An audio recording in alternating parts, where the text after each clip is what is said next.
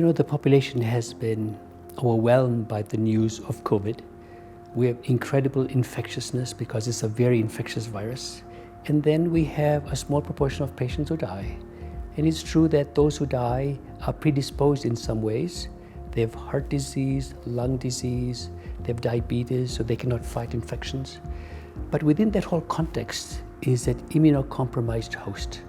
The host whose immune system is really not ready to fight the pathogen from outside.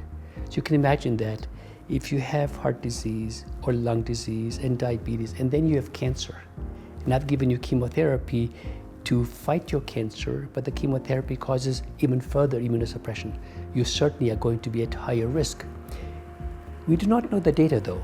If you look at it, COVID-19 infects a patient like any other viral infection.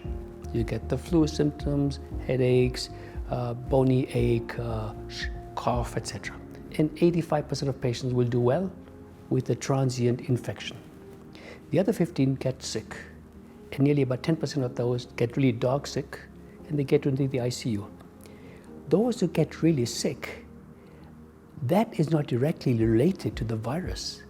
The human immune response to the virus is so exuberant, so over the top, that immune response is what causes the toxicity that affects the lung, which is why patients go on the ventilator.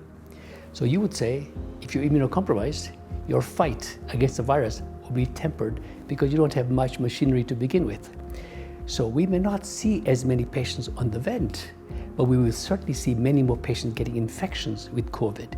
And my hope is that they have enough of an immune reservoir that would help alleviate the infection and not get into that 10% who really get very toxic and have to go to the ICU. But to answer your question, yeah, we are certainly immunocompromised, and we do that, and we tell our patients to really avoid exactly what we tell the population: hand washing, avoid being in close contact, but most importantly, if we are going to practice self-isolation, the cancer patient should be the first one to practice it because he or she is at a higher risk than the regular population.